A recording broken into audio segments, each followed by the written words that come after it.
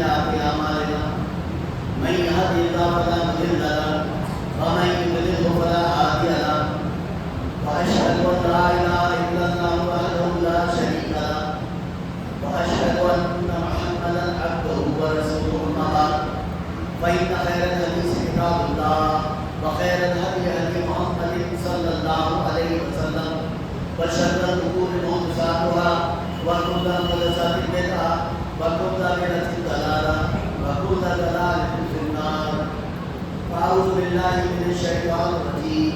بسم الله الرحمن الرحيم. يا أيها الذين آمنوا اتقوا الله حق تقاته ولا تموتن إلا وأنتم مسلمون. يا أيها الناس اتقوا ربكم الذي خلقكم من نفس واحدة وخلق منها زوجها وبث منهما رجالا كثيرا ونساء واتقوا الله الذي تساءلون به والأرحام إن الله كان عليكم رقيبا. يا أيها الذين آمنوا اتقوا الله وقولوا قولا سديدا يصلح لكم أعمالكم ويغفر لكم ذنوبكم ومن يطع الله ورسوله فقد فاز فوزا عظيما. وقال النبي صلى الله عليه وسلم النكاح من سنتي وقال عليه السلام أتزوج النساء فمن يرغب عن سنتي فليس مني. رب اشرح لي صدري ويسر لي أمري واحلل عقدة من لساني يفقهوا قولي. تمام تعریفیں بڑائی کبریائی اللہ رب العزت کے لیے لائق اور مناسب ہے.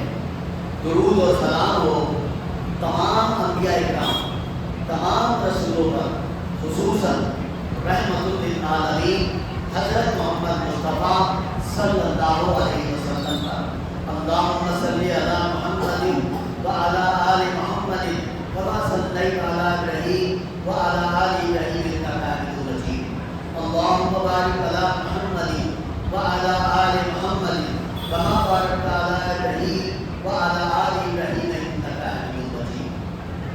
محترم دین بھائیو، ابھی آپ کے سامنے قرآن مجید کی 4 آیات تلاوت ہوئی. اس نکاح کے خطبے میں رسول اکرم صلی اللہ علیہ وآلہ وسلم نے اس موقع پر یہی 4 آیات تلاوت کی جو میں نے آپ کے سامنے تلاوت کی. چونکہ یہ عربی ہیں، ہمارے بہت سے بھائی ایسے ہیں جو عربی نہیں جانتے، لہذا اسے سمجھنا ضروری ہے. ان 4 آیات میں صرف دنیا کے لیے نہیں ہے، یہ ہمارے لیے بھی ہے اس کا پیغام. تو پہلی جو آیت ہے وہ ہے سورہ آل عمران کی آیت نمبر 102، دوسری ہے سورہ نساء کی آیت نمبر 1، تیسری اور چوتھی ہے سورہ احزاب کی آیت نمبر 70 اور 71. اب چاروں آیات کو سمجھ لیں مختصر. سب سے پہلے سورہ آل عمران کی آیت نمبر 102 میں 3 باتیں بتائی گئی ہیں، 3 پیغام بتائے گئے ہیں. وہ 3 پیغام ہیں اللہ سے ڈرنے کا پہلا پیغام، دوسرا ہے اس طرح کرو جیسے ڈرنے کا حق ہے، تیسرا وَلَا تَمُوتُنَّ إِلَّا وَأَنْتُم مُّسْلِمُونَ، تمہیں موت نہیں آئے مگر اس حال میں تم اللہ کے فرمانبردار ہو. تو اس میں 3 باتیں آپ کے سامنے آ گئی. ایک اللہ سے ڈرو، دوسرا جس طرح ڈرنا چاہیے جس طرح حق ہے اس طرح ڈرو، تیسرا موت تک اللہ کی فرمانبرداری کرتے رہنا. موت تک یعنی ہر لمحہ ہمیں اللہ کی فرمانبرداری میں گزارنا ہے. تو 3 باتیں یہاں پہ ہیں. اب سورہ نساء میں 4 چیزیں ہیں. سورہ نساء کی آیت نمبر 1 میں 4 باتیں ہیں.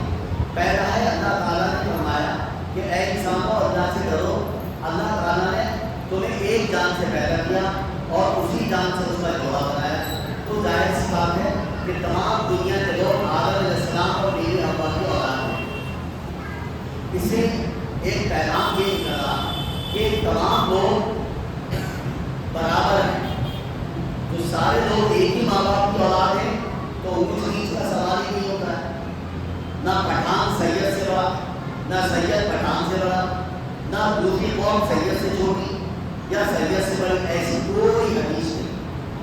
بلکہ اللہ تعالیٰ نے قرآن مجید میں سورہ حجرات کی آیت نمبر 13 میں کہا کہ ان اللہ تم میں سب سے بہتر وہ ہے جس کے اندر تقویٰ ہے.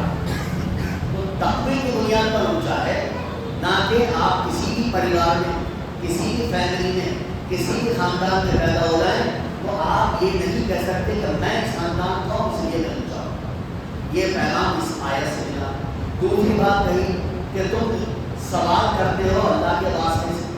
سوال اللہ کے واسطے سے یعنی اللہ کے واسطے سے سوال کرنے کا مطلب ہے کہ آپ اللہ کو بیچ میں رکھتے ہو، یعنی اللہ کے بات کو، یعنی اللہ کی بات کو بیچ میں رکھ کر آپ سوال کرتے ہو. تو اللہ تعالیٰ کی قسم کھانا اور کسی کی قسم کھانا جائز نہیں ہے.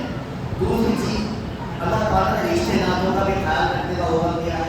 کیونکہ رشتے ناتے جو ہیں وہ ماں کے بہن سے جو بنتے ہیں، بھانجی بھتیجے جو بھی بنتے ہیں، پھر ان کی اولاد میں تو ان کو جوڑ کے رکھنا ہے، ان کو توڑنا نہیں ہے.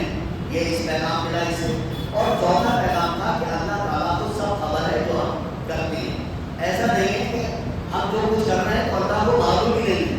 اللہ تعالیٰ ہمارے دلوں کے حال جانتا ہے. ہمارے دلوں کے حال میں یعنی دل میں کیا ہوگا وہ بھی جانتا ہے. لہٰذا اس آیت سے یہ 4 پیغام آئے. جو 2 آیتیں آپ کے سامنے تلاوت کی گئی وہ سورہ احزاب کی تھی 70 اور 71. ان میں بھی 3 اہم پیغام ہیں. پہلا پیغام ہے اس کے اندر، اے ایمان والو اللہ سے ڈرو اور سیدھی سچی بات کرو. وقولوا قولا سدیدا، سیدھی سچی نبی کی بات کرو. یصلح لکم اعمالکم ویغفر لکم ذنوبکم. اللہ تعالیٰ تمہاری اصلاح کر دے گا اور تمہارے گناہوں کو معاف کر دے گا. اصلاح کا مطلب ہوتا ہے کہ ہمارے اندر کی خرابیاں ختم ہو جائیں گی اور ہم نیک ہو جائیں گے، سیدھے راستے پہ چلنے والے بن جائیں گے. کیونکہ سچ بولنا، حق بات کہنا، سیدھی بات کہنا، جھوٹ نہ ہو اس کے اندر. اور پھر کہا اللہ ہمارے گناہوں کو بھی معاف کر دے گا. اب اس کے بعد آخری بات جو کہی گئی ہے وہ بہت اہم ہے، وہ بہت اہم ہے جو آخری بات کہی گئی. وَمَن يُطِعِ اللَّهَ وَرَسُولَهُ فَقَدْ فَازَ فَوْزًا عَظِيمًا. اللہ کی اور اس کے حبیب صلی اللہ علیہ وسلم کی فرما برداری کرنا. اس لیے کہ اگر ہم نے اللہ اور اس کے رسول کی فرما برداری نہیں کی تو پھر ہم بلندیوں پر کیسے پہنچیں گے؟ تو اللہ نے کہا فقط فاضا فوزا عظیما، اللہ بلندیوں پر پہنچائے گا. کب پہنچائے گا؟ جب آپ اللہ اور اس کے رسول کی فرما برداری کریں گے. تو نکاح کے موقع پر بھی ہمیں کس کی فرما برداری کرنی چاہیے؟ اللہ کی اور اس کے رسول کی. ایسا نہیں ہے کہ اللہ تعالیٰ نے یہاں پر 4 آیتوں میں 4 بار کہا اللہ سے ڈرو، اور نکاح کے موقع پر اللہ سے ڈرنے کا کیا کام ہے؟ نکاح میں خوشی ہے تو اتنے خوش مت ہو جانا کہ آپ ناچ گانے شروع کر دینا. اتنے خوش مت ہو جانا کہ آپ حلال چھوڑ کر حرام کی طرف چلے جانا.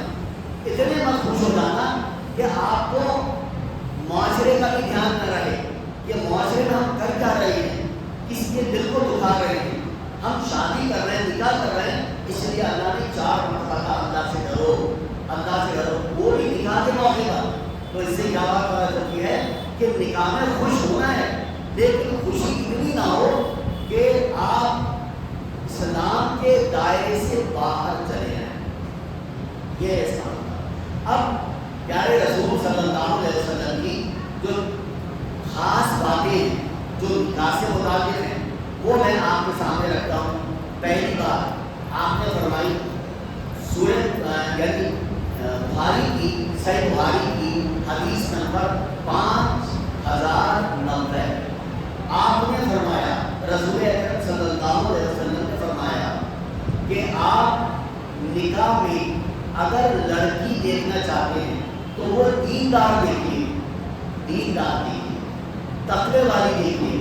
اور اگر آپ نے تقوی والی دیندار لڑکی نہیں دیکھی تو آپ کو مٹی کے علاوہ کچھ بھی حاصل نہیں ہوگا. مٹی کے علاوہ. یہ بات کون فرما رہے ہیں؟ رسول اکرم صلی اللہ علیہ وسلم. تو ہمیں چاہیے نکاح میں اگر کریں تو دیندار لڑکی کا ہم چयن کریں، سلیکشن کریں، چنیں. دوسری بات پیارے نبی صلی اللہ علیہ وسلم نے ترمذی کی حدیث نمبر 1084 میں کیا کہا کہ تم دیندار لڑکے سے اپنی بیٹی کا نکاح کرو اگر اس کی طرف سے پیغام آتا ہے. اگر تم نے دیندار لڑکا نہ دیکھا, اس سے منع کر دیا تو دنیا میں فساد پھیلے گا. تو دیندار لڑکے کی بات کی اللہ کے رسول نے اور دیندار لڑکے کی بات. اب دوسری چیز ہے کہ نکاح کو آسان سے آسان بنایا جائے. رسول اکرم صلی اللہ علیہ وسلم نے ترمذی کی حدیث نمبر 1089 میں کہا, فرمایا کہ سب سے بہترین نکاح وہ ہے جو سب سے آسان ہو. اور آسان کیسے ہوگا کہ ہمارا پیسہ کم خرچ ہوگا, ہم قرضدار نہ ہوں گے, ہم سود پر پیسہ لے کے نکاح نہیں کریں گے, ہم زمین اور جائیداد نہیں بیچیں گے, کسی سے قرضہ نہیں لیں گے. تبھی تو آسان ہوگا.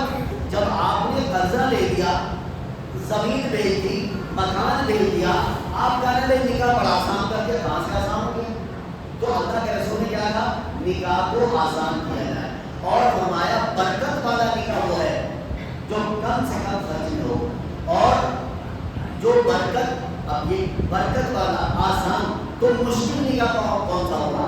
جو زیادہ سے زیادہ خرچ ہوگا وہ مشکل نکاح ہوگا. اب دیکھیے یہ دو باتیں آپ کے سامنے آئیں.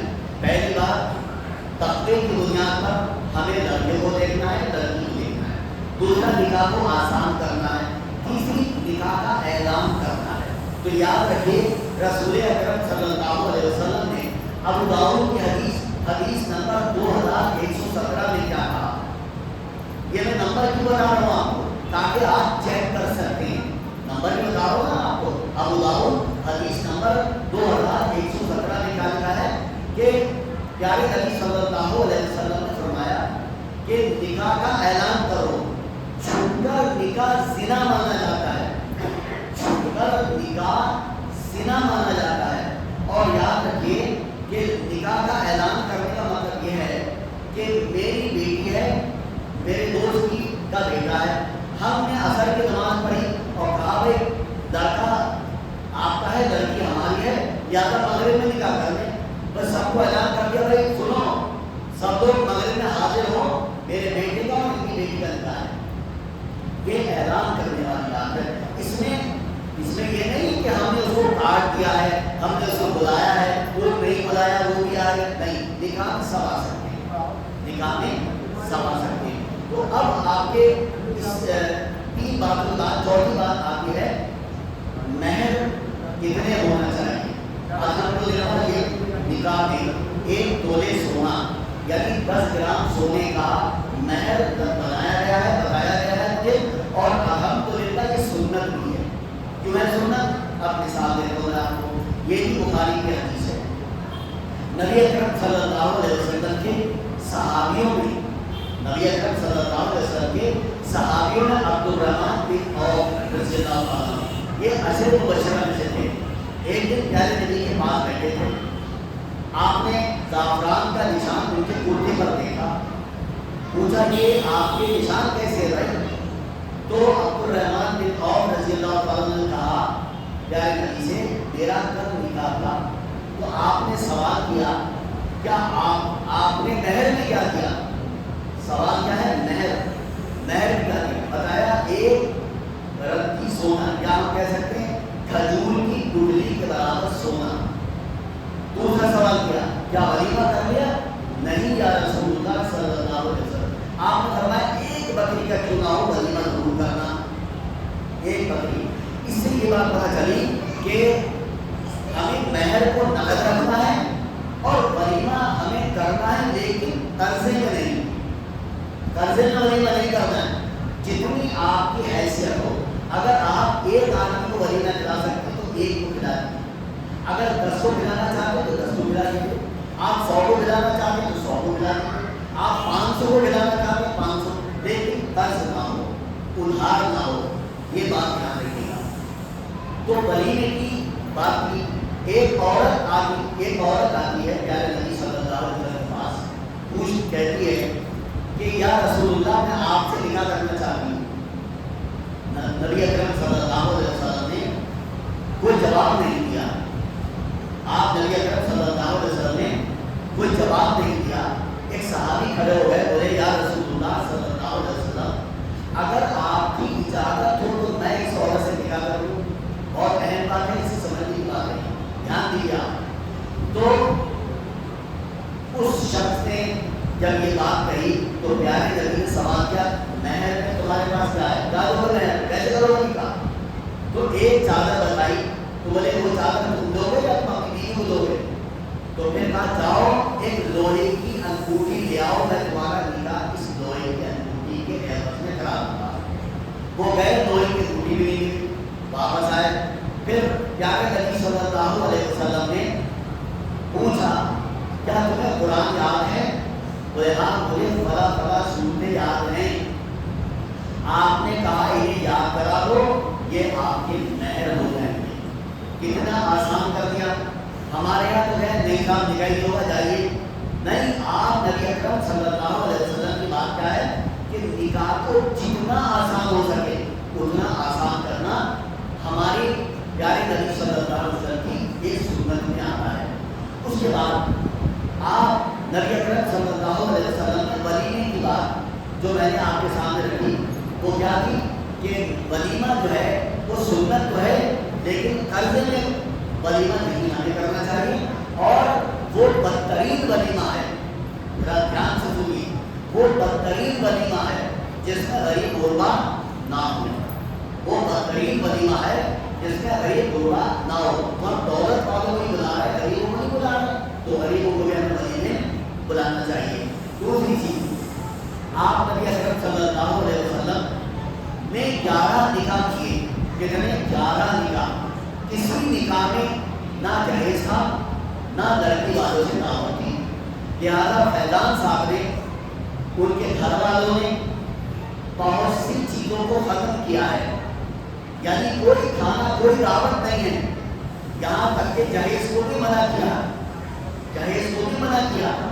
تو یاد رکھیے کہ ہمیں چاہیے کہ نکاح کو اتنا آسان بنا دیا جائے کہ غریب سے غریب لڑکیوں کے نکاح آسان ہو جائیں. اور ایسا نہیں ہے میرے 2 بیٹے ہیں اور میری 2 بیٹیاں ہیں, میں نے 2 بیٹوں کا دہیز دیا اور 2 بیٹیوں کو جہیز دیا, فرق کیا پڑا؟ کوئی فرق پڑا؟ ارے بھائی 2 کو دیا, 2 سے لیا. اگر میں یہ اعلان کرتا تھا دوں گا نہ دوں گا تو میرے لیے آسان ہو جاتا, لوگوں کے لیے بھی آسان ہو جاتا. تو یاد رکھیے, اگر ہم سب لوگ یہ فیصلہ کر لیں کہ ہمیں رسول کے پیارے نبی صلی اللہ علیہ وسلم کے طریقے میں نکاح کرنا ہے, تو یقین مانیے کوئی بھی رکشہ والا جس کی 3-4 بیٹیاں ہیں, کوئی بھی شخص جو بیچارہ کارچوٹ کرتا ہے, کیونکہ رامپور میں یہی کام ہے زیادہ تر, رکشہ یا کارچوٹ یا بہت ویڈیو بننے والا, کیا ہوتا ہے, کیسے کریں گے وہ؟ تو آسان سے آسان جب ہم بنائیں گے تو یاد رکھیں ساری لڑکیوں کے نکاح آسان ہو جائیں گے. پیارے نبی صلی اللہ علیہ وسلم نے نکاح کو جلد سے جلد کرنے کا حکم کیا ہے. قرآن پاک میں اللہ تعالیٰ نے سورہ نور کی آیت نمبر 32 میں یہ کہا کہ اگر تم غریب ہو نکاح کر دو تو ہم تمہیں کیا کر دیں گے؟ غنی کر دیں گے, مالدار کر دیں گے. ہم پہلے مالدار ہونے کے لیے 40 سال اور 45 سال لگا رہے ہیں, یعنی غنی ہونے کے لیے 40 سال 45 سال لگا رہے ہیں, بعد میں نکاح کر رہے ہیں. اور اللہ نے کیا کہا قرآن میں؟ پہلے نکاح کرو, ہم تمہیں غنی کر دیں گے. تو یہ ہم کس کے خلاف جا رہے ہیں؟ قرآن کے خلاف جا رہے ہیں.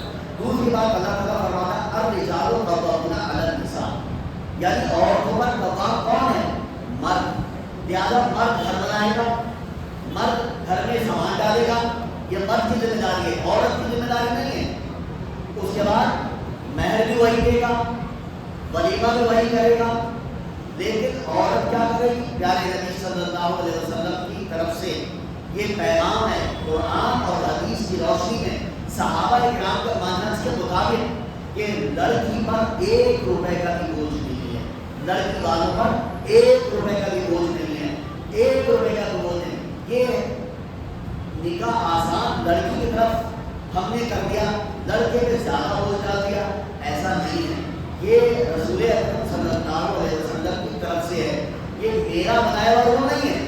کہیں آپ کو صاحب انہوں نے سارے کام لڑکے پر ڈال دیے، لیکن کچھ لڑکی والے جب لڑکا سنت کے مطابق نکاح کرتا ہے تو لڑکی والے ڈیمانڈ کرتے ہیں کتنا سونا لا رہے ہو، کتنے جوڑے لا رہے ہو، کتنا یہ۔ ارے بھائی جب لڑکا اتنی آسانی سے آپ کے بیٹی سے نکاح کر رہا ہے تو آپ اتنے بوجھ کیوں ڈال رہے ہیں اس پر؟ دونوں طرف سے دیکھا جائے گا نا، تو لڑکی والوں کو لڑکے والے پر بوجھ نہیں ڈالنا چاہیے، نہ لڑکا لڑکی والے پر ایک بھی روپے کا بوجھ ڈالے۔ لڑکی والے پر ایک روپے کا بوجھ قرآن اور حدیث کی روشنی میں نہیں ہے۔ اب میں اپنی بات کو ختم کرنے جا رہا ہوں۔